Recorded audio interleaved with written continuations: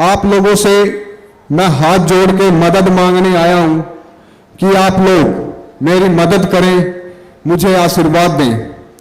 मैं अपने बुजुर्गों से, सर्व समाज के बुजुर्गों से हाथ जोड़ के अपील करता हूं कि वो मेरे सिर पर आशीर्वाद का हाथ रखें और जो 36 बिरादरी से, सब समाज से मेरे युवा साथी हैं, मेरे छोटे बड़े भाई हैं, मैं उनसे अपील करता हूं कि वो मेरे साथ इस जंग में कंधे से कंधा मिला के चलें, अपने भाई का साथ दें। मैं आप लोगों के मान सम्मान को यूं ही बरकरार रखूंगा, किसी प्रकार का कोई भेदभाव नहीं करूंगा, सबको बराबर मान सम्मान दूंगा।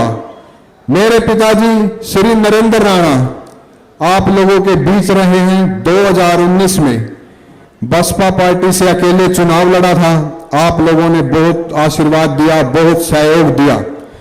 मैं उम्मीद करता हूं अब की बार आपका बेटा आप लोगों के बीच है, आप लोग उस मान सम्मान को और ज्यादा बढ़ा कर देंगे, उस आशीर्वाद को और ज्यादा बढ़ाकर अपने बेटे को कामयाब बनाने का काम करेंगे। मैं बहुत ज्यादा उम्मीद और विश्वास लेकर आप लोगों के बीच आया हूं और मुझे उम्मीद है कि आप लोग मुझे निराश नहीं करोगे, अपने बेटे को, अपने भाई को विधानसभा पहुंचाने का काम करोगे। मेरे पिताजी आप लोगों के सुख दुख के साथी रहे हैं, आप लोगों के बीच पिछले 12 साल से हैं। मैं भी आप लोगों के सुख दुख का साथी रहूंगा। जहां भी आप लोगों को मेरी जरूरत पड़ेगी, मैं आप लोगों के बीच खड़ा मिलूंगा। जहां भी समाज, कोई बिरादरी सामाजिक या सार्वजनिक काम में मेरी कोई जिम्मेवारी लगाएगा, मैं उस जिम्मेवारी पे भी खरा उतरूंगा। आज मेरे पिताजी मेरे साथ नहीं हैं, उनका स्वास्थ्य ठीक नहीं है, वो हॉस्पिटल में है। और मेरा दुर्भाग्य देखो, मैं चुनाव में हूं, मैं उनको हॉस्पिटल देखने भी नहीं जा सकता। सुबह घर से निकलता हूं, रात को देर रात घर जाता हूं, सुबह फिर निकल पड़ता हूं, अकेला होता हूं। जब ये जंग शुरू की थी तब मैं अकेला था, आप लोगों के बीच आया, आप लोगों ने इतना प्यार दिया, इतना आशीर्वाद दिया, मेरी हिम्मत बढ़ाई, मेरा हौसला बढ़ाया। मैं हाथ जोड़ के अपील करता हूं आप लोगों से, आप लोग ये मेरी हिम्मत और ये मेरा हौसला टूटने मत देना। अपने बेटे को यूं ही हौसला और हिम्मत देते रहना। उसके बाद मेरी जिम्मेवारी है आप लोगों का मान सम्मान करने की, आप लोगों की समस्याओं का समाधान करने की। मैं आप लोगों के लिए दिन रात एक कर दूंगा। युवा हूं, युवा सोच रखता हूं, युवाओं के लिए, अपने बराबर के भाइयों के लिए, छोटे भाइयों के लिए रोजगार के साधन उपलब्ध कराऊंगा। मेरी कोशिश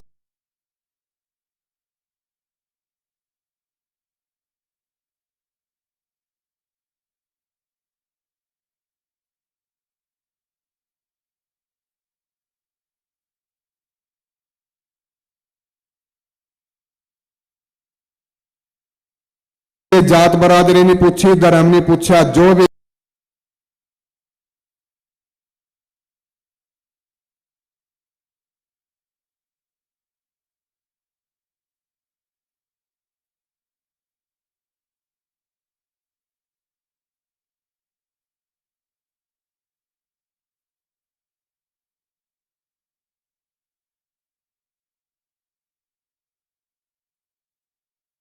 लोगों के बीच रहूंगा, क्योंकि आप लोगों से ही मैं हूं। आप लोगों ने ही मुझे यहां तक पहुंचाया है। आप लोगों के आशीर्वाद से, आप लोगों के सहयोग से आज मैं इस मंच पे खड़ा हूं और ये जनसमूह और ये जन सैलाब आज दिखा रहा है कि आपको मेरे पिताजी से कितना प्यार है, उन्होंने आप लोगों के दिल में क्या जगह बनाई है। और चौधरी अभय सिंह चौटाला, आदरणीय बहन कुमारी मायावती जी के लिए आप लोगों के दिलों में क्या जगह है, ये दर्शाता है आपका जनसैलाब। और ये जन सैलाब अब की बार असंध में एक नया इतिहास रचेगा।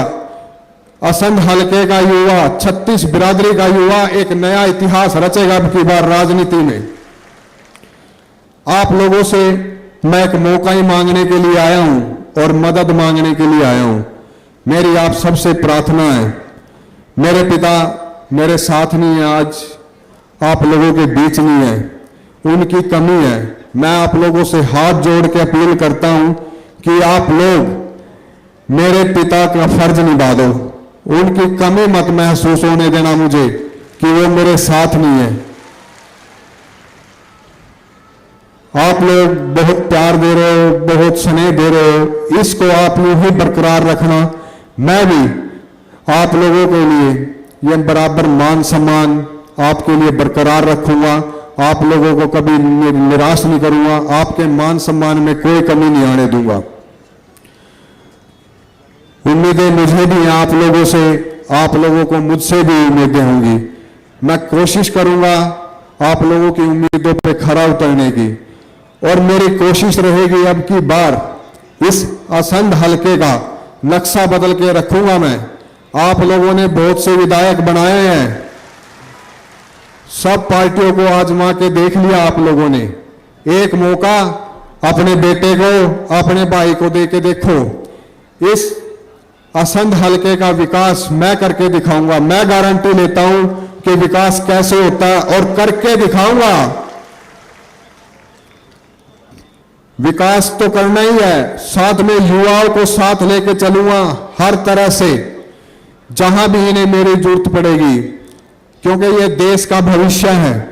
इनके लिए हर काम करूंगा, रोजगार को लेके भी, शिक्षा को लेके भी, खेल कूद को लेके भी।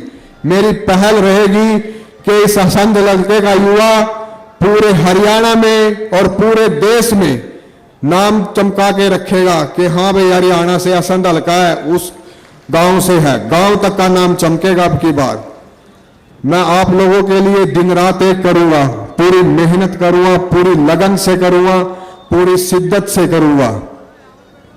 बस आप लोग मेरे सर पर आशीर्वाद का हाथ रखना, और मेरे जो भाई हैं वो मेरे साथ कंधे से कंधे मिला के चलना। अब की बार आप लोग एक नया इतिहास रचोगे, जिसकी गूंज हरियाणा तो है ही है, हरियाणा से बाहर तक भी जाएगी, पूरे प्रदेश में, पूरे देश में होगी ये गूंज। आप लोगों ने मेरे पिताजी को भी बहुत प्यार दिया है, और मुझे भी उम्मीद है कि आप इस बार मुझे ये प्यार, ये मान सम्मान, ये आशीर्वाद और ज्यादा बढ़ा कर दोगे। और मैं आप लोगों से यही प्रार्थना करता हूं, यही मेरी अपील है कि आने वाली 5 तारीख को हाथी के सामने वाला बटन दबाकर अपने बेटे को, अपने भाई को विजयी बनाएं। मेरी जीत से शायद मेरे पिताजी ठीक हो जाएं, उन्हें यही इंतजार हो, दवाइयां काम नहीं कर रही हैं, शायद उन्हें यही इंतजार हो कि भाई मैं जीत के आऊं और वो स्वस्थ हो जाएं और फिर से आप लोगों के बीच पहुंचे।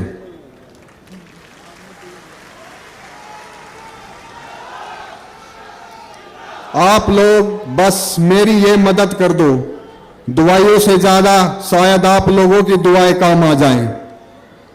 करोगे ना आप मेरे पिता के लिए दुआ?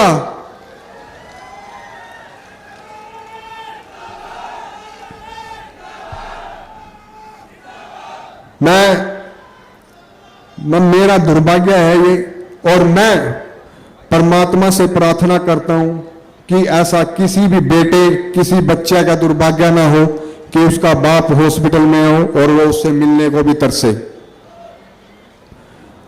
आप लोग इतनी संख्या में यहां पहुंचे मुझे आशीर्वाद देने के लिए, बहन कुमारी मायावती जी और चौधरी अभय सिंह चौटाला जी का मान सम्मान बढ़ाने के लिए मैं आप सबका तहे दिल से धन्यवाद करता हूं, आभार व्यक्त करता हूं, और आपसे प्रार्थना करता हूं कि आने वाली 5 तारीख को ज्यादा से ज्यादा संख्या में हाथी के सामने वाला बटन दबाएं, अपने बेटे को विजयी बनाएं। आपकी जीत मेरी जीत और ये 36 बिरादरी की जीत होगी। आप सबका यहाँ पधारने पर मैं पुनः धन्यवाद करता हूँ। जय भीम। मान्यवर काशीराम अमर रहे, चौधरी देवीलाल अमर रहे। आपने मुझे सुना, यह मौका दिया, उसके लिए आप सबका हाथ जोड़ के बहुत बहुत धन्यवाद।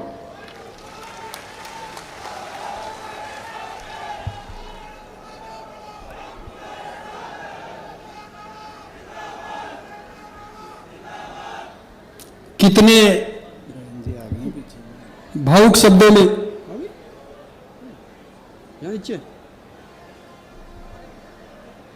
सम्मानित साथियों, नारों का जवाब नारों से होना चाहिए। बहुजन समाज पार्टी जिंदाबाद, जिंदाबाद जिंदाबाद बहुजन समाज पार्टी जिंदाबाद, जिंदाबाद जिंदाबाद बसपा नालो गठबंधन जिंदाबाद, जिंदाबाद जिंदाबाद बसपा नालो गठबंधन जिंदाबाद, जिंदाबाद जिंदाबाद श्री अभय सिंह चौटाला जी जिंदाबाद, जिंदाबाद जिंदाबाद श्री अभय सिंह चौटाला जी जिंदाबाद, जिंदाबाद जिंदाबाद श्री ओम प्रकाश चौटाला जी जिंदाबाद,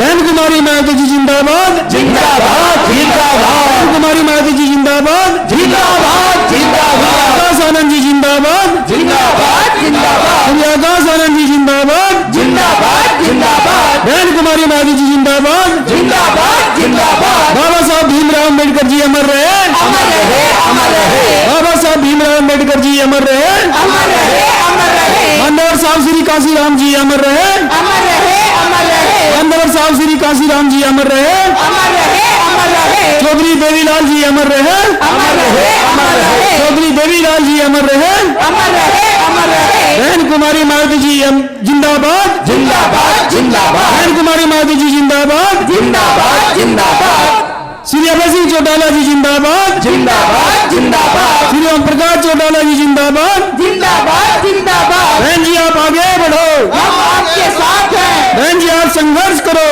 हम आपके साथ हैं, बहन जी आप आगे बढ़ो, हम आपके साथ हैं, बहन जी आप संघर्ष करो, हम आपके साथ हैं। सर्व समाज के सम्मान में, बहन जी मैदान में, सर्व समाज के सम्मान में, बहन जी मैदान में, मजदूरों के सम्मान में, बहन जी मैदान में, गरीबों के सम्मान में, बहन जी मैदान में, पिछड़ों के सम्मान में, बहन जी मैदान में, पिछड़ों के सम्मान में, बहन जी मैदान में, महिलाओं के सम्मान में, बहन जी मैदान में, बहुजनों के सम्मान में, बहन जी मैदान में, बहन कुमारी महतो जी जिंदाबाद, जिंदाबाद जिंदाबाद बहन कुमारी महतो जी जिंदाबाद, जिंदाबाद जिंदाबाद बाबा साहब भीमराव अम्बेडकर जी अमर रहे, अमर रहे अमर रहे बाबा साहब भीमराव अम्बेडकर जी अमर रहे, अमर रहे अमर रहे श्री ओम प्रकाश चौटाला जी जिंदाबाद, जिंदाबाद जिंदाबाद श्री ओम प्रकाश चौटाला जी जिंदाबाद, जिंदाबाद जिंदाबाद श्री अभय सिंह चौटाला जी जिंदाबाद, जिंदाबाद जिंदाबाद श्री अभय सिंह चौटाला जी जिंदाबाद, जिंदाबाद जिंदाबाद बहुजन समाज पार्टी जिंदाबाद, जिंदाबाद जिंदाबाद बहुजन समाज पार्टी जिंदाबाद, जिंदाबाद जिंदाबाद श्री आकाश आनंद जी जिंदाबाद, जिंदाबाद जिंदाबाद श्री आकाश आनंद जी जिंदाबाद, जिंदाबाद जिंदाबाद बहन कुमारी महतो जी जिंदाबाद, जिंदाबाद जिंदाबाद बसपा नालो गठबंधन जिंदाबाद, जिंदाबाद जिंदाबाद बसपा नालो गठबंधन जिंदाबाद, जिंदाबाद जिंदाबाद बसपा नालो गठबंधन जिंदाबाद। जिंदाबाद जिंदाबाद बहन जी आप संघर्ष करो, हम आपके साथ हैं, बहन जी आप संघर्ष करो, हम आपके साथ हैं, बहन जी आप आगे बढ़ो, हम आपके साथ हैं, बहन जी आप आगे बढ़ो, हम आपके साथ हैं। सर्व समाज के सम्मान में, बहन जी मैदान में, सर्व समाज के सम्मान में, बहन जी मैदान में, मजदूरों के सम्मान में, बहन जी मैदान में, मजलूमों के सम्मान में, बहन जी मैदान में, मजदूरों के सम्मान में, बहन जी मैदान में, गरीबों के सम्मान में, बहन जी मैदान में, पिछड़ों के सम्मान में, बहन जी मैदान में, पिछड़ों के सम्मान में, बहन जी मैदान में, महिलाओं के सम्मान में, बहन जी मैदान में, बहुजनों के सम्मान में, बहन जी मैदान में, बहुजन समाज पार्टी जिंदाबाद, जिंदाबाद जिंदाबाद बहुजन समाज पार्टी जिंदाबाद, जिंदाबाद जिंदाबाद बहुजन समाज पार्टी जिंदाबाद, जिंदाबाद जिंदाबाद बसपा नालो गठबंधन जिंदाबाद, जिंदाबाद जिंदाबाद बसपा नालो गठबंधन जिंदाबाद, जिंदाबाद बसपा नालो गठबंधन जिंदाबाद, जिंदाबाद जिंदाबाद श्री अभय सिंह चौटाला जी जिंदाबाद, जिंदाबाद जिंदाबाद श्री अभय सिंह चौटाला जी जिंदाबाद, जिंदाबाद जिंदाबाद श्री ओम प्रकाश चौटाला जी जिंदाबाद। जिंदाबाद श्री ओम प्रकाश चौटाला जी जिंदाबाद। जिंदाबाद जिंदाबाद बहन जी आप संघर्ष करो, हम आपके साथ हैं बहन जी आप संघर्ष करो, हम आपके साथ हैं बहन जी आप आगे बढ़ो, हम आपके साथ हैं बहन जी आप आगे बढ़ो। हम आपके साथ हैं सर्व समाज के सम्मान में, बहन जी मैदान में सर्व समाज के सम्मान में, बहन जी मैदान में मजदूरों के सम्मान में, बहन जी मैदान में मजदूरों के सम्मान में, बहन जी मैदान में गरीबों के सम्मान में, बहन जी मैदान में वंचितों के सम्मान में, बहन जी मैदान में वंचितों के सम्मान में, बहन जी मैदान में नौजवानों के सम्मान में, बहन जी मैदान में नौजवानों के सम्मान में, बहन जी मैदान में किसानों के सम्मान में, बहन जी मैदान में किसानों के सम्मान में, बहन जी मैदान में पिछड़ों के सम्मान में, बहन जी मैदान में पिछड़ों के सम्मान में, बहन जी मैदान में महिलाओं के सम्मान में, बहन जी मैदान में महिलाओं के सम्मान में, बहन जी मैदान में बहुजनों के सम्मान में, बहन जी मैदान में बहुजनों के सम्मान में। बहन जी मैदान में बसपा नैलो गठबंधन जिंदाबाद, जिंदाबाद जिंदाबाद बसपा नैलो गठबंधन जिंदाबाद, जिंदाबाद जिंदाबाद बहुजन समाज पार्टी जिंदाबाद, जिंदाबाद जिंदाबाद बहुजन समाज पार्टी जिंदाबाद, जिंदाबाद जिंदाबाद बहन कुमारी मायावती जी जिंदाबाद, जिंदाबाद जिंदाबाद बहन कुमारी मायावती जी जिंदाबाद, जिंदाबाद जिंदाबाद बहन कुमारी मायावती जी जिंदाबाद। जिंदाबाद जिंदाबाद बाबा साहब भीमराव अम्बेडकर जी अमर रहे, अमर रहे अमर रहे बाबा साहब भीमराव अम्बेडकर जी अमर रहे। अमर रहे अमर रहे बहन कुमारी मायावती जी जिंदाबाद, जिंदाबाद जिंदाबाद बहन कुमारी मायावती जी जिंदाबाद, जिंदाबाद जिंदाबाद बहन कुमारी मायावती जी जिंदाबाद। जिंदाबाद जिंदाबाद सर्व समाज के सम्मान में, बहन जी मैदान में सर्व समाज के सम्मान में, बहन जी मैदान में गरीबों के सम्मान में, बहन जी मैदान में मजदूरों के सम्मान में, बहन जी मैदान में पिछड़ों के सम्मान में, बहन जी मैदान में मजदूरों के सम्मान में, बहन जी मैदान में महिलाओं के सम्मान में, बहन जी मैदान में बहुजनों के सम्मान में। बहन जी मैदान बहन में कुमारी मायावती जी जिंदाबाद। जिंदाबाद जिंदाबाद साथियों बैठ जाओ, जोरदार तालियां बजा करके माननीय बहन जी का स्वागत करें। बैठ जाओ। सम्मानित साथियों, हमारे बीच में बहुजन समाज पार्टी की राष्ट्रीय अध्यक्ष, उत्तर प्रदेश की 4 बार रही मुख्यमंत्री, इस देश के पीड़ितों, शोषितों और गरीबों की मसीहा, सर्व समाज के मान और सम्मान की प्रतीक आदरणीय बहन कुमारी मायावती जी करनाल जिले में असंध की धरती पर पहुंचने पर जोरदार तालियों के साथ स्वागत करें।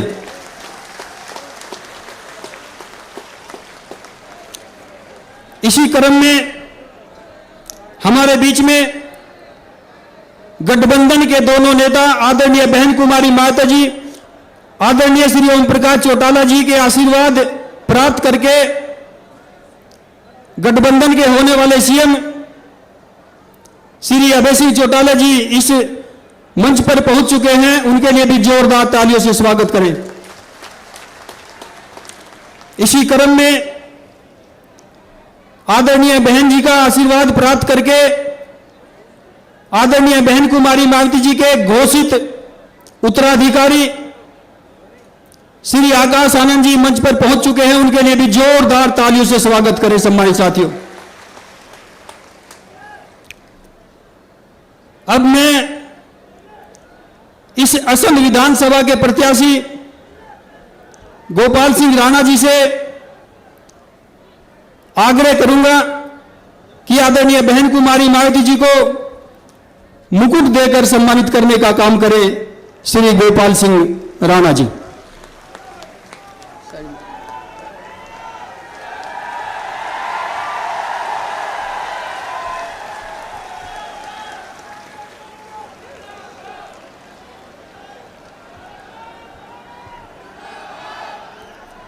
अब मैं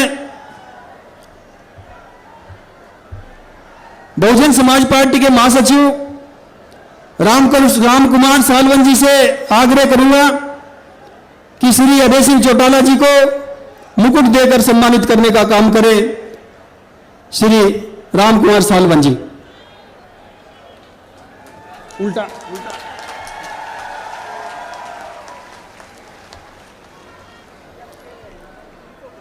अब मैं श्री संजय बोध और श्री महेंद्र कुमार जी से आग्रह करूंगा कि आदरणीय आकाश आनंद जी को मुकुट देकर सम्मानित करने का काम करें। सम्मानित साथियों, इंतजार की घड़ी खत्म हुई और मैं सबसे पहले आमंत्रित करना चाहूंगा इस प्रदेश के आदरणीय बहन जी का आशीर्वाद प्राप्त करके होने वाले सीएम आदरणीय श्री अभय सिंह चौटाला जी से आग्रह करता हूं कि वो आए और अपने शब्दों से इस जनसभा को संबोधित करने का काम करें। आदरणीय श्री अभय सिंह चौटाला जी।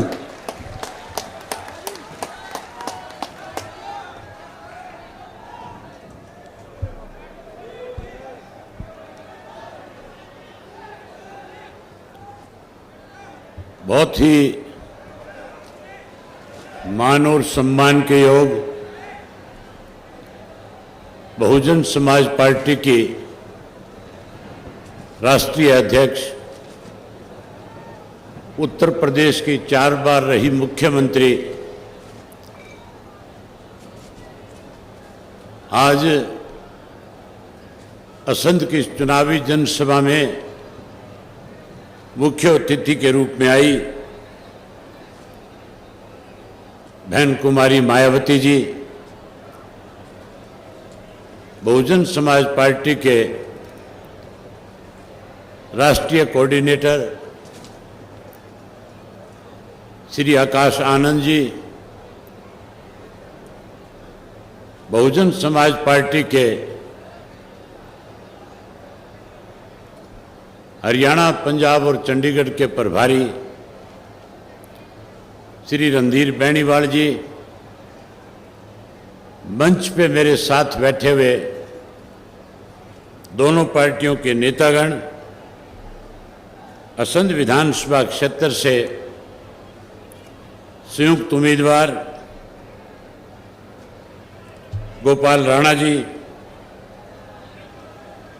घरौंडा विधानसभा क्षेत्र से संयुक्त उम्मीदवार मन्नू कश्यप जी, पानीपत ग्रामीण के संयुक्त उम्मीदवार रणवीर देशवाल जी, इंद्री से संयुक्त उम्मीदवार सुरेंद्र उडाना जी, नीलोखेड़ी से संयुक्त उम्मीदवार बलवान वाल्मीकि जी और करनाल विधानसभा से संयुक्त उम्मीदवार भाई सुरजीत पहलवान जी, आज की इस चुनावी सभा में आए हुए आदरणीय बुजुर्गों, नौजवान साथियों, सम्मान के योग्य माताओं, बहनों, पत्रकार छायाकार दोस्तों, 5 तारीख को हरियाणा की विधानसभा के चुनाव होने जा रहे हैं। साथियों, मैं अब तक हरियाणा के करीब अलग अलग हलकों में 50 से ज़्यादा हलकों में जाकर के आया हूं। आज पूरे प्रदेश में इस बात को लेकर के बड़ी एक चर्चा है कि अब की बार हरियाणा प्रदेश के अंदर जब भाजपा को लोग सत्ता से बाहर करेंगे, वहीं कांग्रेस को भी सत्ता से दूर रख करके बहुजन समाज पार्टी और इंडियन नेशनल लोकदल पार्टी के गठबंधन की सरकार बनाएंगे।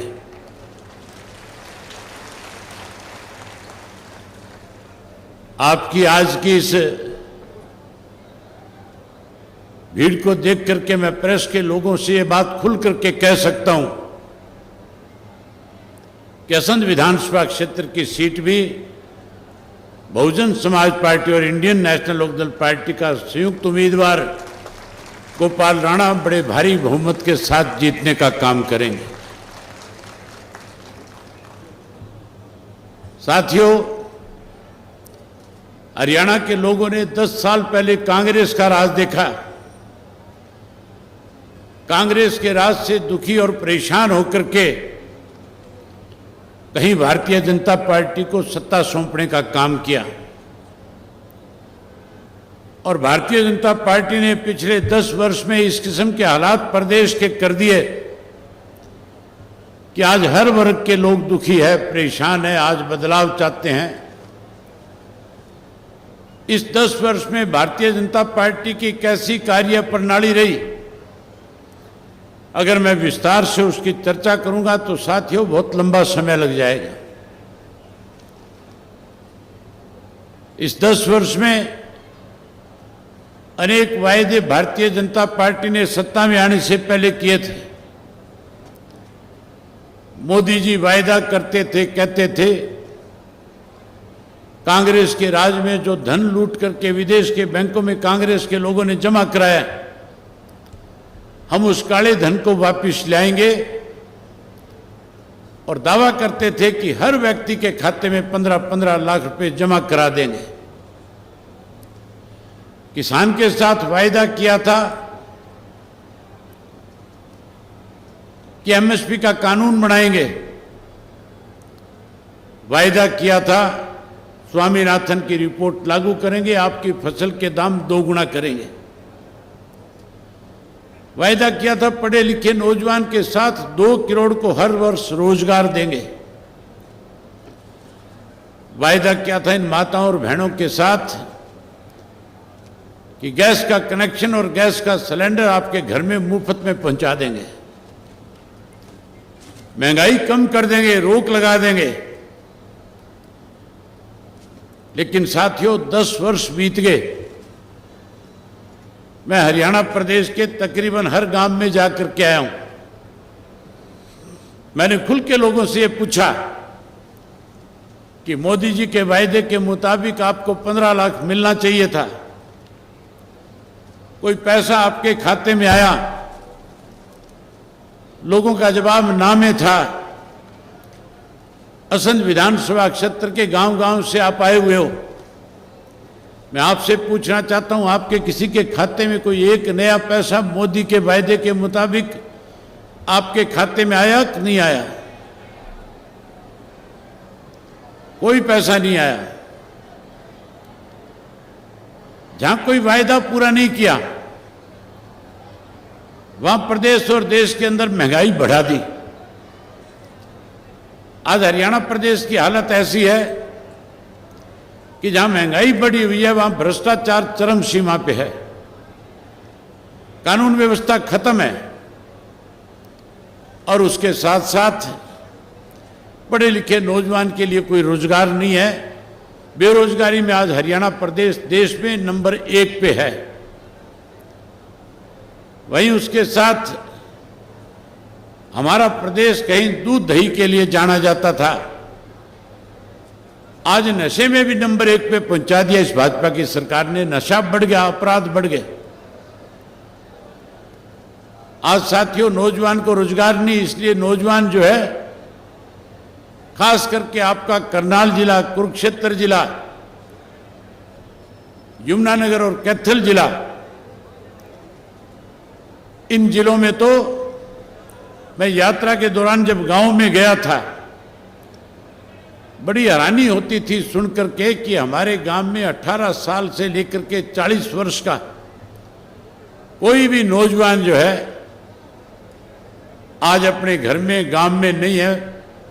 सारा का सारा नौजवान जमीनें बेच बेच करके विदेशों को पलायन कर गया। सरकार की गलत पॉलिसी की वजह से आज हमारे घर खाली हो गए, गांव खाली हो गए। वहीं कांग्रेस के राज के अंदर बड़ी लूट मची थी।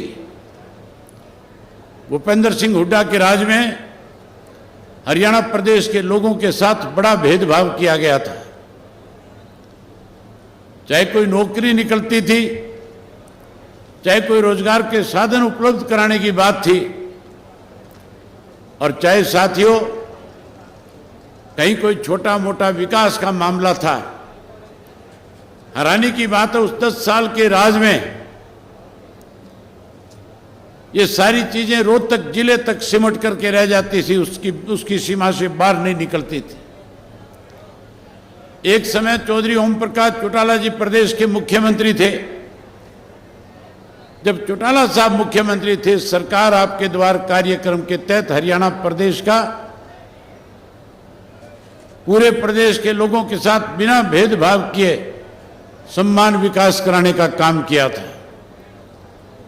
चौटाला साहब के मुख्यमंत्री तब काल में एक गांव से दूसरे गांव से जुड़ने वाली जो जितने भी कच्चे रास्ते थे उन सबको पक्का कर दिया गया था। हरियाणा प्रदेश में सड़कों का जाल बिछा दिया गया था। जहां पीने का स्वच्छ पानी नहीं था वहां कनाल बेस्ड वाटर वर्क्स बनाए गए। गांव के स्कूल अपग्रेड किए गए। गांव-गांव के अंदर डिस्पेंसरी, पीएचसी, सीएचसी बना करके लोगों को स्वास्थ्य की अच्छी सुविधा मिले, इस काम को भी आगे बढ़ाया था। सरकार आपके द्वार कार्यक्रम के तहत चौटाला साहब के राज में लाखों लाखों करोड़ों करोड़ों रुपए जो है एक एक गांव पे हर साल खर्च किया जाता था। या तो हरियाणा में चौधरी देवीलाल जी के राज के अंदर जो वायदे किए गए थे उनको पूरा किया गया था, और या फिर दलित समाज को ऊपर कैसे उठाया जाए, इसके लिए लंबे समय से संघर्ष करके बहन मायावती जी ने उत्तर प्रदेश में जब सरकार बनाई तो जब संघर्ष कर रहे थे, जब आम नागरिक को अपने साथ जोड़ रहे थे, आम नागरिक का विश्वास जीत रहे थे, जब दबे कुचले लोगों को जिनका वोट का अधिकार नहीं था उनकी लड़ाई लड़ रहे थे, और उन लोगों के बीच में जाकर के जो वायदे उन्होंने किए, जो बात उन्होंने कही, उत्तर प्रदेश के लोगों ने यकीन करके जब उनकी सरकार बनाई तो सरकार बनने के बाद अनेक ऐसे काम किए जो आज भी उत्तर प्रदेश के लोग याद करते हैं। गरीब का उत्थान किया, किसान की मदद करी, और उसके साथ साथ उत्तर प्रदेश का गुंडा राज खत्म करने का काम अगर किसी ने किया तो बहन मायावती जी ने किया। साथियों, चुनाव का वक्त है, हर पार्टी अपना मैनिफेस्टो लेकर के आएगी, अलग अलग तरह के वायदे करेंगे, लुभाने की कोशिश करेंगे। आज भारतीय जनता पार्टी चाहे जो मर्जी वायदा कर ले, लोग उनकी बात पे यकीन नहीं करेंगे, भाजपा को सत्ता से बाहर करेंगे। वहीं कांग्रेस पार्टी भी आज कहीं लोगों को लुभाने के लिए रोजाना इश्तिहार निकालते हैं, तरह तरह के वायदे करते हैं। बड़ी हैरानी की बात है, जो पार्टी 10 साल सत्ता में रही, सत्ता में रहते हुए लोगों को कोई सुविधाएं प्रदान नहीं करी, महंगाई बढ़ाई, भ्रष्टाचार बढ़ाया, गुंडा तत्व को कहीं ना कहीं संरक्षण देने का काम किया। आज वो लोग भी वायदा करते और कहते हैं अगर हमारा राज बन जाएगा गैस का सिलेंडर 500 रुपए का कर देंगे, वायदा करते हैं पेंशन 6000 कर देंगे, वायदा करते हैं ओल्ड पेंशन स्कीम लागू कर देंगे। ये कांग्रेस के लोग वायदा करते हैं और कहते हैं गरीब आदमी को 100 गज का प्लाट देंगे, पक्का मकान बना करके देंगे। इनका 10 साल राज था। इस 10 साल के राज के अंदर किसने भूपेंद्र सिंह हुड्डा का हाथ पकड़ा था, कौन मना कर रहा था, ये सारी सुविधाएं 10 साल के उस राज में, उस कार्यकाल में क्यों नहीं दी? अब केवल सत्ता का दाव लगाना चाहते हैं, आज वायदे करके लोगों को कहीं भ्रमित करना चाहते हैं। अगर वायदे प्रदेश में किसी ने पूरे किए तो उस शख्स का नाम चौधरी देवीलाल था। आप याद करो, चौधरी देवीलाल जी ने सन 1987 में आपसे वायदे किए थे, कहा था कि अगर मेरी सरकार बनाओगे, मुझे सेवा का मौका दोगे, तो बुजुर्ग आदमी को जिसकी उम्र 60 वर्ष हो जाएगी, सरकार के खजाने से 100 रुपया माहवार पेंशन देने का काम करूंगा। किसान से, मजदूर से, गरीब आदमी से, छोटे दुकानदार से कहा था कि आप कर्जे से पीड़ित हैं, सरकार बनाओ, 10-10 हजार रुपये का कर्जा माफ करूंगा। जो 10 हजार उस वक्त का था, आज के 10 लाख से भी ज्यादा है। साथियों, वायदा किया था गरीब की बेटी की शादी में दिक्कत परेशानी ना आए, 5100 कन्यादान दूंगा। बंसीलाल मुख्यमंत्री थे, कह रहे थे कि देवीलाल बका रहा है, मैं LLB हूं, वकील हूं, पढ़ा लिखा हूं, चिंता करने की जरूरत नहीं, सरकारी खजाने से कोई धन इस तरह दिया नहीं जा सकता। अगर ऐसा संभव होता तो मैं आपको पहले मुहैया करा देता है। आपने चौधरी देवीलाल को सरकार बना करके दी। चौधरी देवीलाल ने कानून बना करके तीनों के तीनों वायदे आपके पूरे करने का काम किया। आज फिर कांग्रेस के लोग वायदे करके कहीं मतदाता को लुभाना चाहते हैं। इनसे वायदे पूरे नहीं हो सकते। इनकी नीयत ठीक होती तो 10 साल पहले पूरे करते। अगर कोई वायदा पूरा करेगा तो इंडियन नेशनल लोकदल पार्टी और बहुजन समाज पार्टी की सरकार बनने के बाद हम लोग आपसे किए हुए वायदे पूरे करने का काम करेंगे। मैं आपसे एक बात पूछना चाहता हूं, हम आपके सामने जो भी वायदा करेंगे, क्या आप लोगों को हमारे ऊपर इस बात का विश्वास है कि जो बात आज मैं आपके बीच में कह करके जाऊंगा, सरकार बनने के बाद उसको पूरा करने का काम करूंगा? अगर आपको विश्वास है तो एक बार बोल करके कहो कि हमें आप पे विश्वास है। अगर आप हमारे ऊपर विश्वास करते हो तो आज आपसे वायदा करके जाते हैं कि सरकार बनने के बाद जो 100 रुपया पेंशन चौधरी देवीलाल ने शुरू करी थी, उस पेंशन को बढ़ाएंगे, 7500 रुपया महीना करके हमारे बुजुर्गों का मान सम्मान बढ़ाएंगे। आप हमारे पे विश्वास और भरोसा करते हो तो मैं पढ़े लिखे नौजवान बच्चों से वायदा करता हूं और कहता हूं, आपको चिंता करने की जरूरत नहीं है। 2 लाख नौकरियों के पद हरियाणा प्रदेश में खाली है। सरकार बनने के बाद हर घर से एक पढ़े लिखे नौजवान को, चाहे हमारी बेटी पढ़ी लिखी हो, चाहे बेटा पढ़ा लिखा हो, उसे सरकारी नौकरी देने का काम करेंगे। जो बेरोजगार रह जाएगा उसे भी चिंता करने की जरूरत नहीं है। हम अपने बेरोजगार बच्चों के लिए 21,000 रुपया बेरोजगारी भत्ता तब तक देंगे जब तक उसको सरकारी नौकरी नहीं मिल जाएगी। ये माताएं बहनें बैठी है, मोदी ने अपना वायदा पूरा नहीं किया था। कांग्रेस वाले कहते हैं 500 में देंगे। आप सरकार बनाओ, हम सरकार बनने के बाद गैस का सिलेंडर महीने की पहली तारीख को आपके घर में प्रदेश की सरकार की तरफ से मुफ्त में पहुंचाने का काम करेंगे। जहां गैस का सिलेंडर देंगे वहीं किसी भी गृहिणी को किसी के आगे हाथ ना फैलाना पड़े अपनी रसोई अच्छी चलाने के लिए 1100 रुपये नमक मिर्च के भी साथ में आपको देंगे, आपके खाते में डालेंगे। ओल्ड पेंशन स्कीम लागू करेंगे। पहले चौधरी ओम प्रकाश चौटाला ने 100 गज के प्लाट गरीब लोगों को दे करके उनके सर पे छत देने का काम किया था।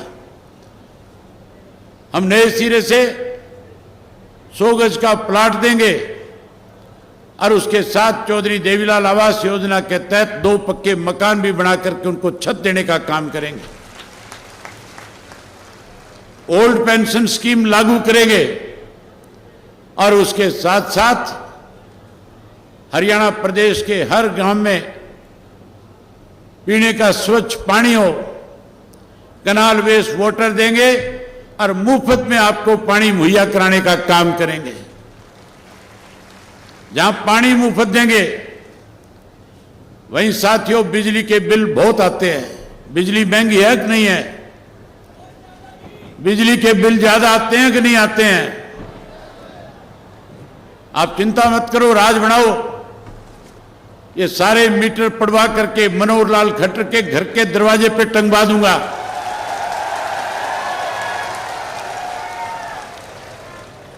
और वहीं उसके साथ साथ हरियाणा प्रदेश के हर नागरिक की घर की बिजली मुफ्त में करके देने का काम करेंगे। अच्छे स्कूल बनाएंगे ताकि बच्चे शिक्षित हो सकें और वहीं उसके साथ हरियाणा के हर बच्चे की, हर घर में पैदा होने वाली बेटी की पढ़ाई मुफ्त में कराएंगे। वहीं उसके साथ साथ परमात्मा ना करे कोई बीमार हो जाए। आज बीजेपी वाले कहते हैं 10 लाख का आयुष्मान कार्ड बनाएंगे, कांग्रेस वाले कल तक कहते थे 20 लाख, अब कहते हैं 25 लाख। मुझे लगता है चुनाव की तारीख नजदीक आते आते कह देंगे 30 लाख 35 लाख। पहले भी हमने बुजुर्ग को 60 वर्ष से ज्यादा आयु वाले को मुफ्त इलाज की सुविधा प्रदान करी थी। अब की बार हमारा फैसला है दोनों पार्टियों का। हम तो चाहते हैं हरियाणा का हर नागरिक जो है स्वस्थ रहे, हरियाणा सेहतमंद रहे। अगर कोई बीमार हो जाएगा, चाहे वो कहीं इलाज कराए पूरे देश के अंदर, उसके इलाज पे जितना खर्च आएगा टोटल हरियाणा प्रदेश की सरकार वहन करेगी। आपका मुफ्त में इलाज करने का काम करेंगे। साथियों, मन बहुत था आपके साथ और बहुत सारी बातें करूं, लेकिन आगे समय दे रखा है। बहन जी ने भी वापिस जाना है, इसलिए आपका ज्यादा समय नहीं लेकर के मैं अपना समय बहन जी को दूंगा और आपसे केवल एक उम्मीद करूंगा, आपसे एक वायदा लेना चाहूंगा कि आप 5 तारीख तक जिस उत्साह और जोश के साथ आज आप यहां आए हो, जो आज हजारों की संख्या में आपने आकर के इस बात पे मोहर लगाई है कि हम करनाल में असंध की सीट जीत करके अपनी सरकार बनाने का काम करेंगे। वहीं मैं आपसे उम्मीद करूंगा कि 5 तारीख तक लगातार एक एक मतदाता के बीच में जाओगे। जो वायदे हमने आपके सामने किए हैं, ये सारी बातें लोगों के बीच में जाकर के कहोगे। आज हरियाणा का हर नागरिक आपकी बात पे भरोसा करता है, विश्वास करता है। कांग्रेस के राज में झूठ और लूट थी, भाजपा के राज के अंदर भ्रष्टाचार बढ़ा। हमने किए हुए वायदे पूरे किए। लोग आपकी बात पे विश्वास करेंगे और आपकी सरकार बनाने में आपके साथ खड़े हो जाएंगे। मैं उम्मीद करूंगा कि आप सब लोग आज से इस काम को आगे बढ़ाओगे। आगे बढ़ाओगे कि नहीं बढ़ाओगे? बोल के बताओ, बढ़ाओगे कि नहीं बढ़ाओगे? बहुत धन्यवाद। जय हिंद, जय हरियाणा।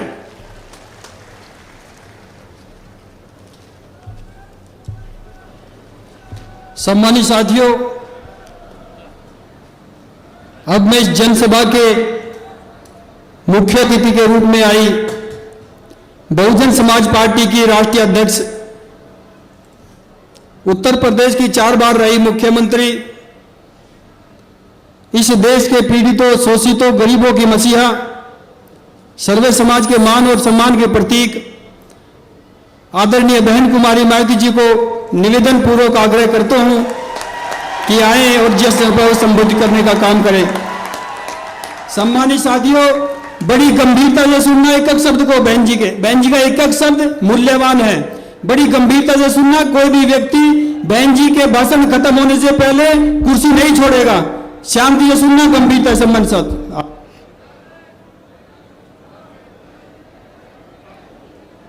चुनावी जनसभा में इकट्ठा हुए बहुजन समाज पार्टी व भारतीय राष्ट्रीय लोक दल के बने इस गठबंधन के सभी छोटे बड़े पदाधिकारी, नेता एवं कार्यकर्तागण, आज आप लोग यहाँ हरियाणा प्रदेश में विधानसभा के लिए हो रहे आम चुनाव में अपने बने इस गठबंधन के उम्मीदवारों के समर्थन में हमें सुनने के लिए यहाँ इकट्ठा हुए हैं, तो उसके लिए मैं आप सभी लोगों का हार्दिक दिल से आभार प्रकट करती हूँ।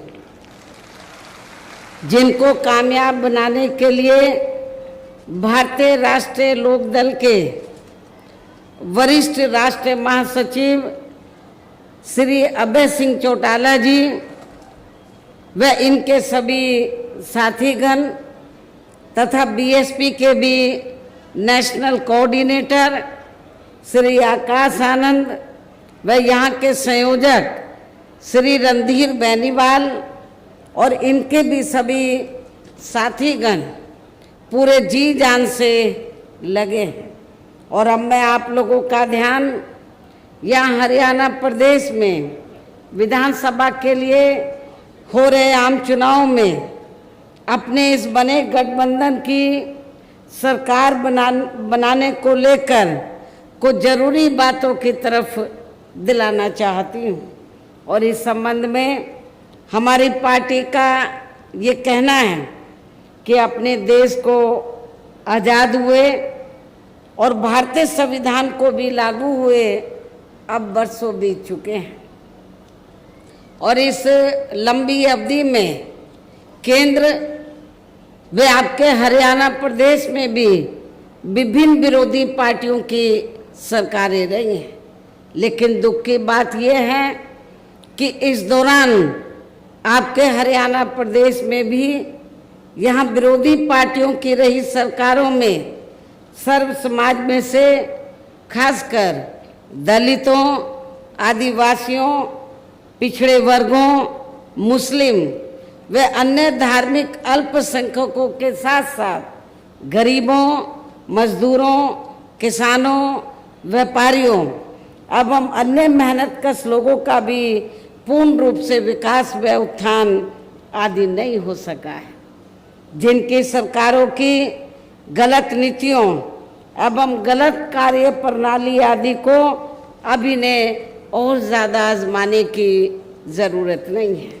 और इस मामले में खास तौर से मैं दलितों, आदिवासियों व अन्य पिछड़े वर्गों के लोगों को ये बताना चाहूँगी कि इन वर्गों को परम पूज्य बाबा साहब डॉक्टर भीमराव अंबेडकर के कड़े संघर्ष एवं अथक प्रयासों से भारतीय संविधान में मिले कानूनी अधिकारों में से विशेषकर सरकारी नौकरियों में जो इन्हें आरक्षण की सुविधा मिली है, तो उसे यहाँ पहले कांग्रेस की और अब बीजेपी की तथा अन्य और पार्टियों की भी राज्यों में रही सरकारों की जातिवादी सोच व मानसिकता के चलते इन्हें यह आरक्षण का पूरा लाभ नहीं दे पा रहे हैं।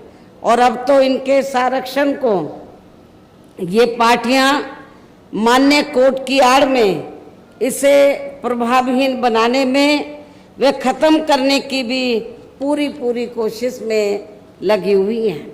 और इसका खास उदाहरण ये है कि दिनांक 1 अगस्त 2024 को माननीय सुप्रीम कोर्ट का दिया गया निर्णय है, जिसमें कोर्ट ने एससी व एसटी के आरक्षण में वर्गीकरण व क्रीमी लेयर आदि को लागू करने की बात कही है।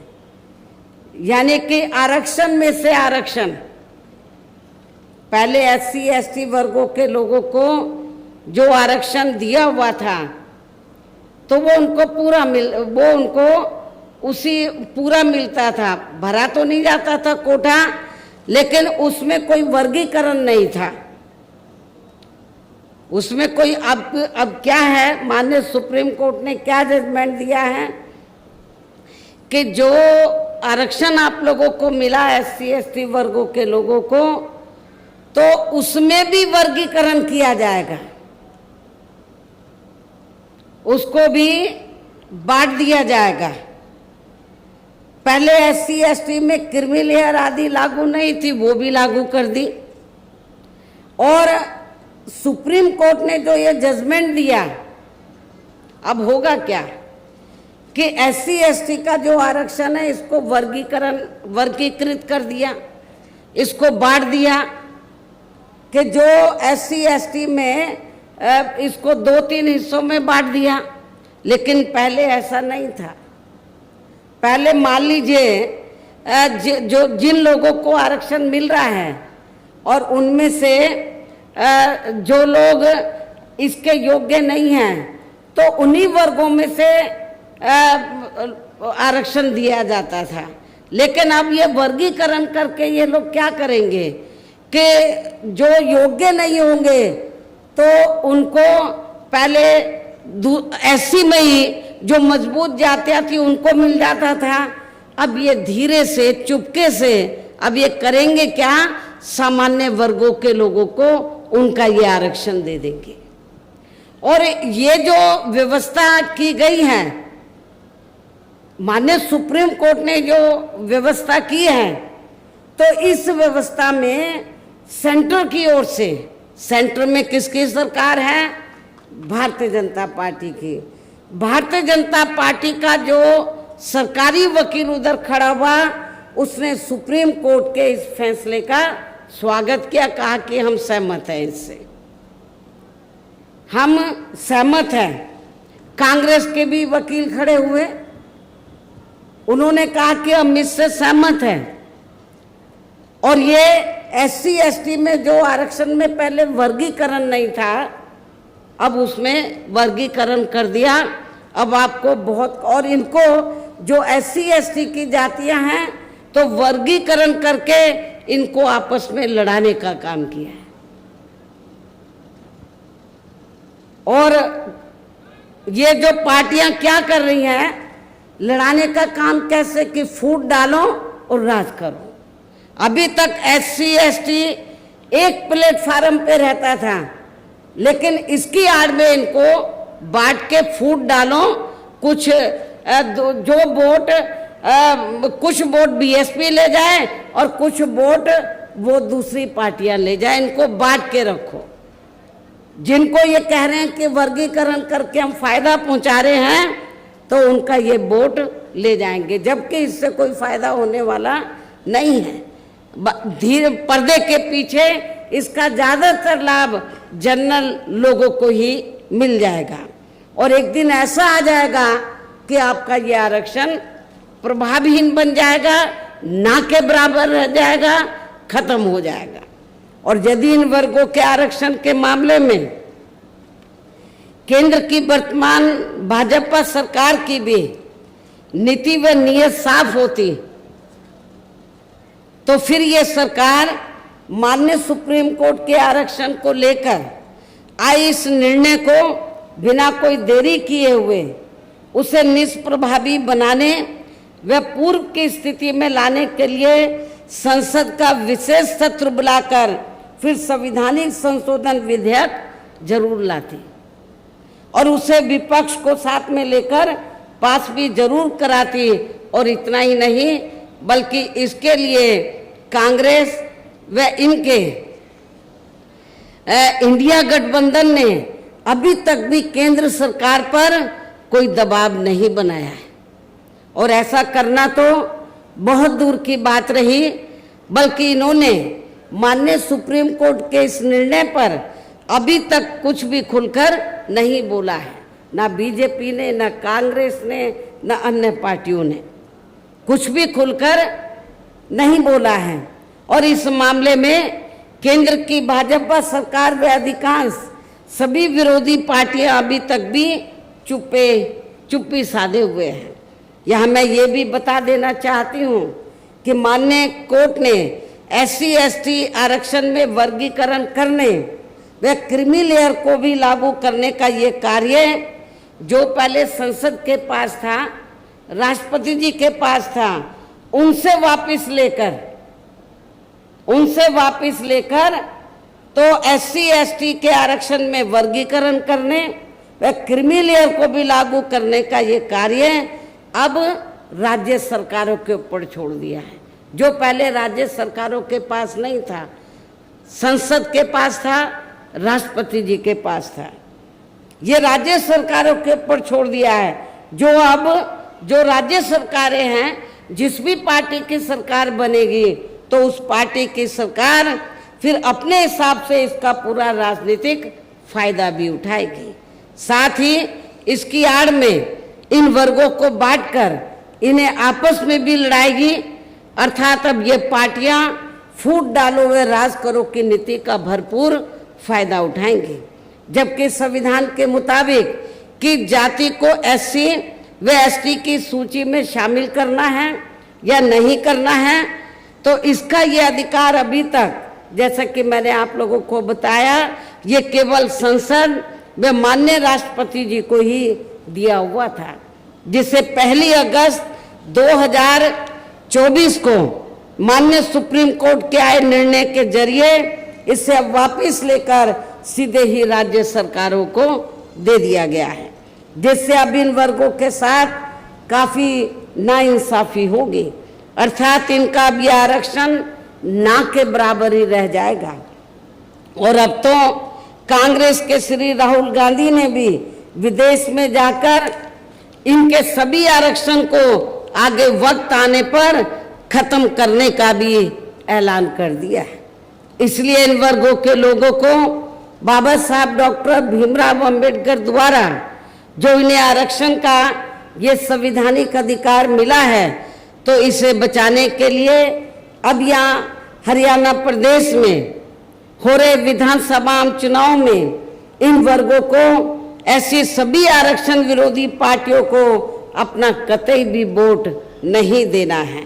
जो ये पार्टियां माननीय सुप्रीम कोर्ट के आए इस निर्णय को बिल्कुल भी बदलने के लिए तैयार नजर नहीं आती हैं। अर्थात इस मामले में केवल ये पार्टियां इन वर्गों को गुमराह करने में ही लगी हुई हैं। ऐसी स्थिति में अब इन वर्गों को यहाँ विधानसभा के लिए हो रहे आम चुनाव में अपने बने इस गठबंधन की ही सरकार बनाकर इसे लागू होने से, यहाँ के हरियाणा प्रदेश में इसे लागू होने से तब तक लटका कर वे रोक कर रखना है जब तक केंद्र व विपक्ष द्वारा इस निर्णय को संवैधानिक संशोधन के जरिए खत्म करके इसे पुरानी स्थिति में बहाल नहीं कर दिया जाता है। इसलिए ऐसी स्थिति में अब आप लोगों को एक तरफा अपना वोट केवल बीएसपी व इन्हें लोग के बने अपने इस गठबंधन को ही देना है, ताकि सत्ता में आकर यहाँ आपके स्टेट में माननीय सुप्रीम कोर्ट के आए इस निर्णय पर कुछ हद तक अंकुश लगाया जा सके। हम इसको पास नहीं होने देंगे। हमारा गठबंधन की सरकार होगी तो इसको लटका के रखेंगे, और कब तक रखेंगे? जब तक हम पार्लियामेंट में संवैधानिक संशोधन लाने के लिए हम सेंट्रल गवर्नमेंट के ऊपर दबाव बनाएंगे, वो इसको पुरानी स्थिति में नहीं ले आती है, बहाल नहीं कर देती है। इतना ही नहीं बल्कि केंद्र व राज्यों में कांग्रेस, बीजेपी व अन्य जातिवादी पार्टियों की रही सरकारों ने इनका आरक्षण का कोटा अभी तक भी पूरा नहीं किया है। आपके हरियाणा प्रदेश में भी यही स्थिति है। हर विभाग में सीटें खाली पड़ी, जिसे फिर अंत में किसी न किसी रूप में सामान्य वर्गों को ही दे दिया जाता है। पदोन्नति में आरक्षण को तो इन्होंने मान्य कोर्ट की आड़ में काफी हद तक खत्म कर दिया है। इसके साथ ही केंद्र व राज्यों की भी सरकारों द्वारा इन वर्गों के लोगों को प्राइवेट सेक्टर में आरक्षण दिए जाने की व्यवस्था किए बिना ही इनके ज्यादातर सरकारी कार्य अब यहाँ प्राइवेट सेक्टर के जरिए ही देश के अधिकांश बड़े बड़े पूंजीपतियों व धन्ना सेठों आदि को ही दिए जा रहे हैं, जिसके कारण आपके यहाँ हरियाणा प्रदेश सहित पूरे देश में अब इन वर्गों के लोगों को आरक्षण का बहुत कम ही लाभ मिल पा रहा है। और इससे अब पूरे देश में दलितों व आदिवासियों के साथ साथ अन्य पिछड़े वर्गों को भी काफ़ी ज़्यादा नुकसान हो रहा है। जबकि अन्य पिछड़े वर्गों के लोगों को ये भी मालूम होना चाहिए कि इन्हें मंडल कमीशन की रिपोर्ट के तहत आरक्षण की सुविधा केंद्र में कांग्रेस पार्टी की रही सरकार में नहीं बल्कि बीएसपी के कड़े संघर्ष एवं अथक प्रयासों से केंद्र में रही श्री बीपी सिंह के सरकार में ही मिली है, जिसका भी अब यहाँ जातिवादी विरोधी पार्टियों की चल रही सरकारें इन्हें पूरा लाभ नहीं दे पा रही हैं। इसके साथ ही श्री बीपी सिंह की सरकार में ही इन वर्गों के मसीहा परम पूज्य बाबा साहब डॉक्टर भीमराव अंबेडकर को भी यहाँ भारत रत्न की उपाधि से सम्मानित किया गया है, जिसके लिए वो हर प्रकार से पात्र भी थे। जबकि इन्हें ये सम्मान इनके जीते जी केंद्र में रही कांग्रेस पार्टी की सरकार में ही बहुत पहले मिल जाना चाहिए था। लेकिन इस पार्टी की यानी कि कांग्रेस पार्टी की सरकार ने बाबा साहब डॉक्टर अंबेडकर के देहांत के बाद भी इन्हें काफ़ी वर्षों तक इन्हें ये सम्मान नहीं दिया। इससे इन वर्गों के प्रति इस कांग्रेस पार्टी की हीन व जातिवादी मानसिकता साफ झलकती है। इतना ही नहीं बल्कि इनके कारवां को आगे बढ़ाने वाले वे हर मामले में समर्पित रहे व्यक्तित्व मान्यवर श्री कांशीराम जी के देहांत होने पर उस समय केंद्र में रही इसी कांग्रेस पार्टी की सरकार ने इनके सम्मान में एक दिन का भी राष्ट्रीय शोक घोषित नहीं किया था। इसके साथ ही इन वर्गों के लोगों को जुर्म जाति से निजात दिलाने के लिए जो भी यहाँ नियम व कानून आदि बने हैं तो उन पर भी केंद्र व राज्यों की सरकारें सही से अमल नहीं कर पा रही हैं, जिससे अब यह खासकर दलितों, आदिवासियों व अन्य पिछड़े वर्गों के ऊपर शोषण करने वाले लोगों का मनोबल और भी ज़्यादा बढ़ रहा है। और ये सब हमें यहाँ आपके हरियाणा प्रदेश में भी काफ़ी कुछ देखने के लिए मिल रहा है। इसी प्रकार हमें पूरे देश में मुस्लिम व अन्य अकलियत समाज के लोगों की भी अधिकांश मामलों में हालत कोई खास अच्छी नज़र नहीं आती है। इनके साथ साथ अपर कास्ट समाज व जाट समाज में भी खासकर गरीब लोगों की आर्थिक स्थिति अभी भी यहाँ आपके प्रदेश सहित पूरे देश में काफ़ी ज़्यादा खराब व दयनीय ही बनी हुई है। इनके अलावा आपके हरियाणा प्रदेश सहित पूरे देश में सर्व समाज में से विशेषकर यहाँ गरीब, मजदूर, किसान, कर्मचारी, छोटा व्यापारी एवं अन्य मेहनतकश लोग भी अपनी विभिन्न समस्याओं को लेकर अभी भी हमें काफ़ी ज़्यादा दुखी ही नज़र आते हैं। और इनमें भी किसान वर्ग तो केंद्र में अभी तक की रही सभी सरकारों द्वारा बनाई गई उनकी गलत नीतियों के कारण अब काफ़ी ज़्यादा परेशान व दुखी भी रहा है और अभी भी है।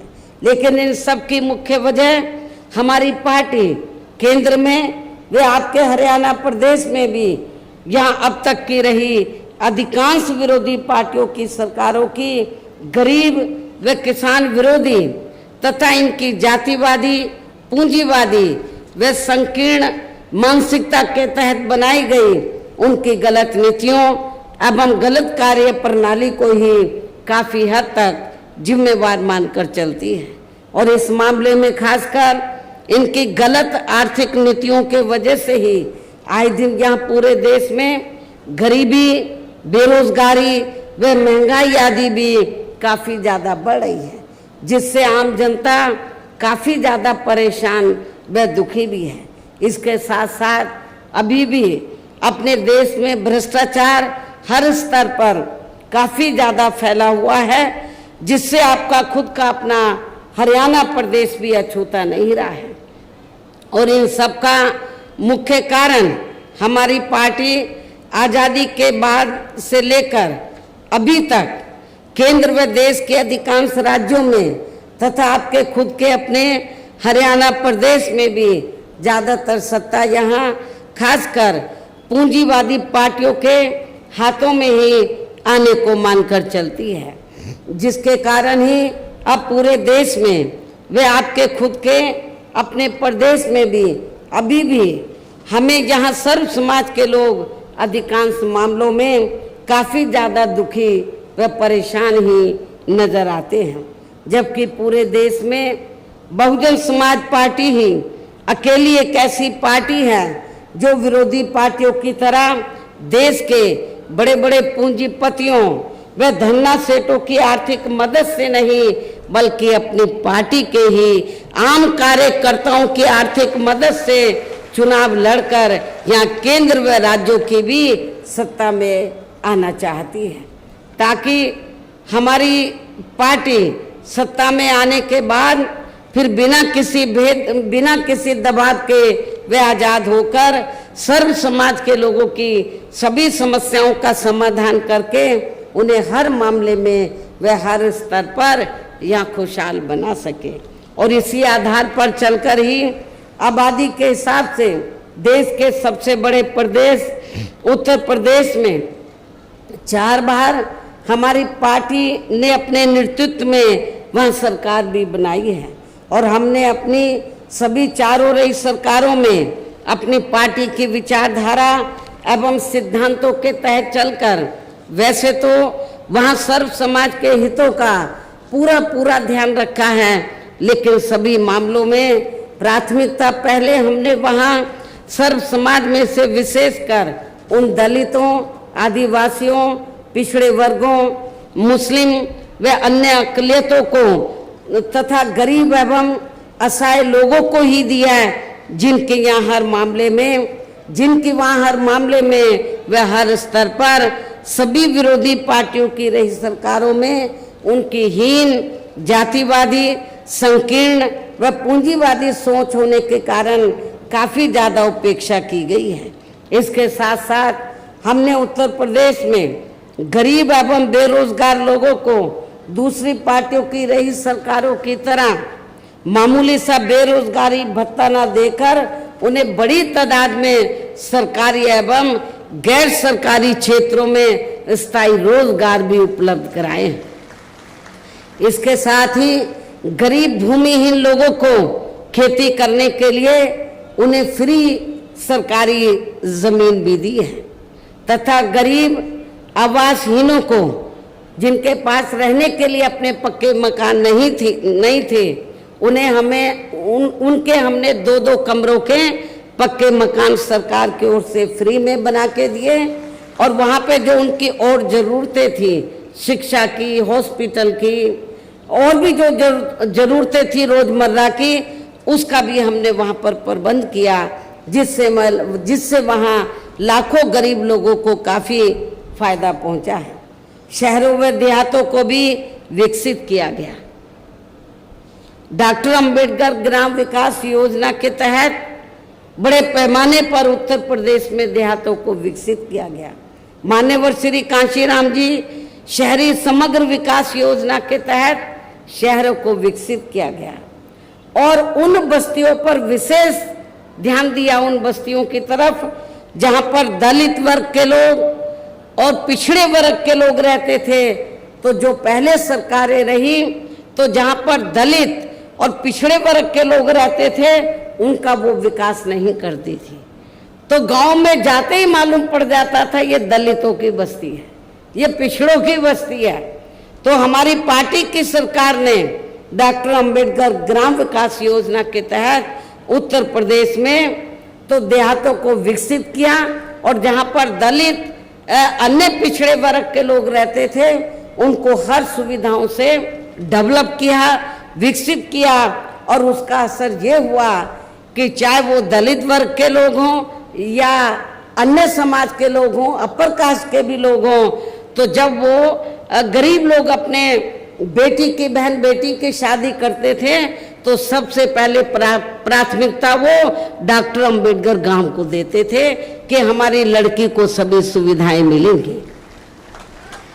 इसके अलावा हमारी पार्टी की रही सरकार ने वहाँ विभिन्न क्षेत्रों में लगे लोगों के साथ साथ छात्रों, युवाओं, महिलाओं व बुजुर्गों आदि के हितों में भी अनेकों महत्वपूर्ण व ऐतिहासिक कार्य किए हैं, जिनसे इन्हें काफ़ी ज़्यादा लाभ पहुंचा है।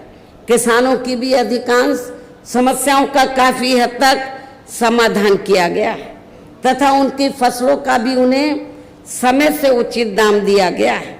इतना ही नहीं बल्कि हमने उत्तर प्रदेश में सर्व समाज के लोगों के ऊपर किसी भी प्रकार की कोई जुल्म जाति आदि भी नहीं होने दी है, बल्कि हमारी पार्टी की रही सरकार ने वहाँ जुल्म जाति करने वाले लोगों को बिना कोई देरी किए हुए उन्हें तुरंत ही जेल की सलाखों के अंदर भेजा है, जहाँ मेरी सरकार में उनकी सही व असली जगह होती है, जिसकी यहाँ आपके हरियाणा प्रदेश में भी काफ़ी सख्त ज़रूरत है।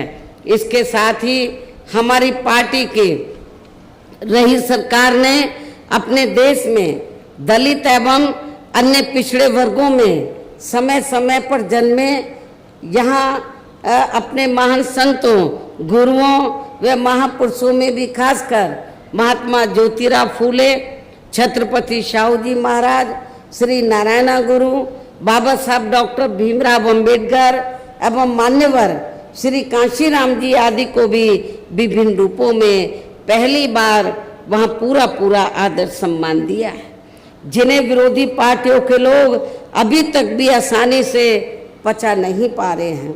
इस प्रकार से उत्तर प्रदेश में हमारी पार्टी ने अपने सभी चारों रहे शासनकाल के दौरान वहाँ हर मामले में व हर स्तर पर सब समाज के लोगों को काफ़ी बेहतरीन सरकार दी है।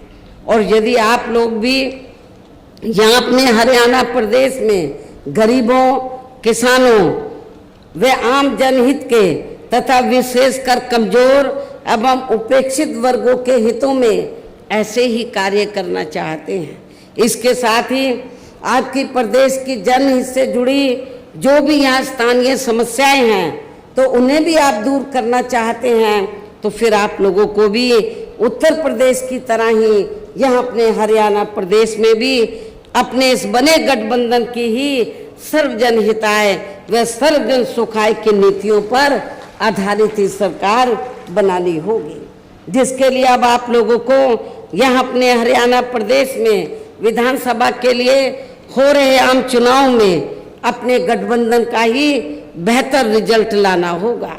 इसके साथ साथ आप लोगों को वोट पड़ने तक यहाँ की सत्ताधारी पार्टी व अन्य सभी विरोधी पार्टियों के साम दाम दंड भेद आदि हथकंडों से भी जरूर सावधान रहना है।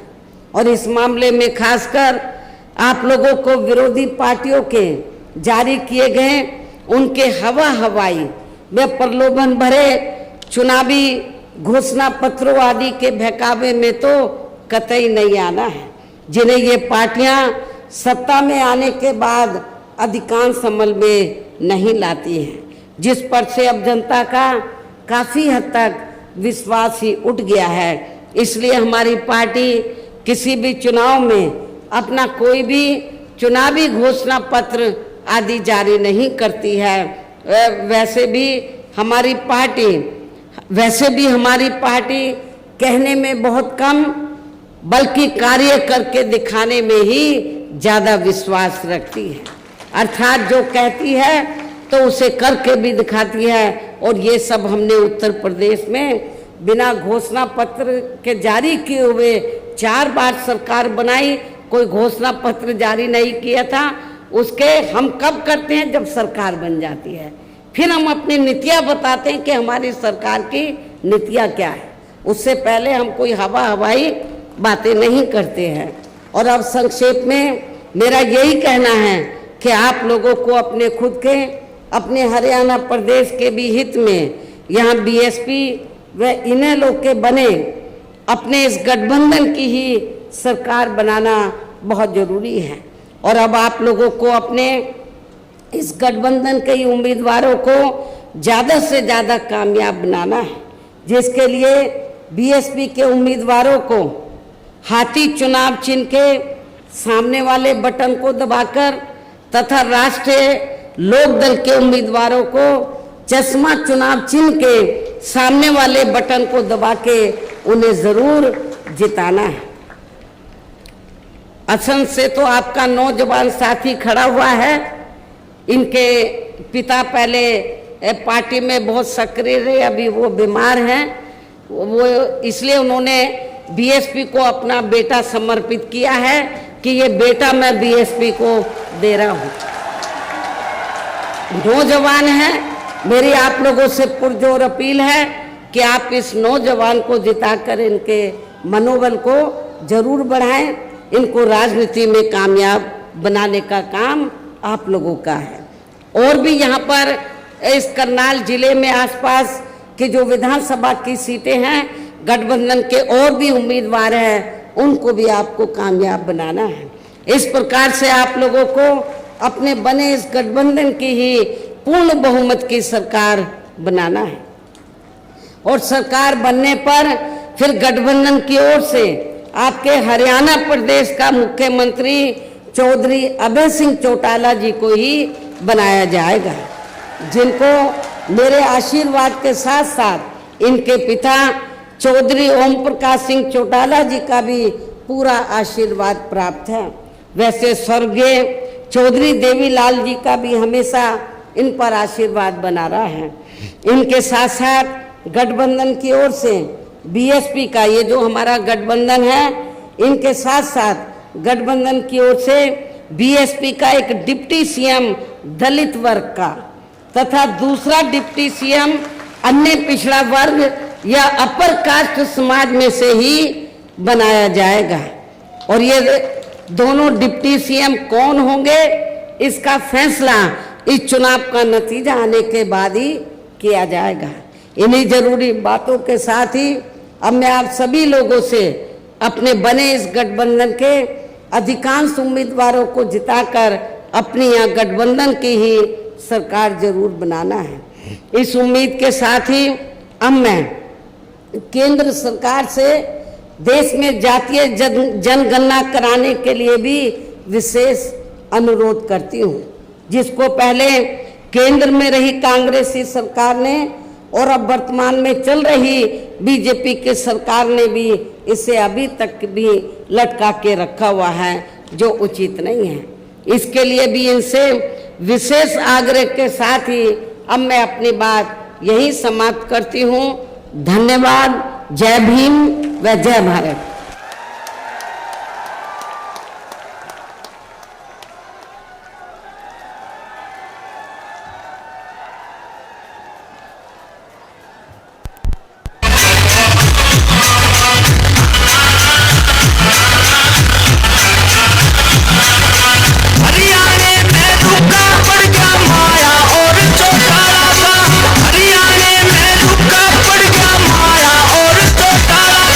गठबंधन का राज चले हाथी और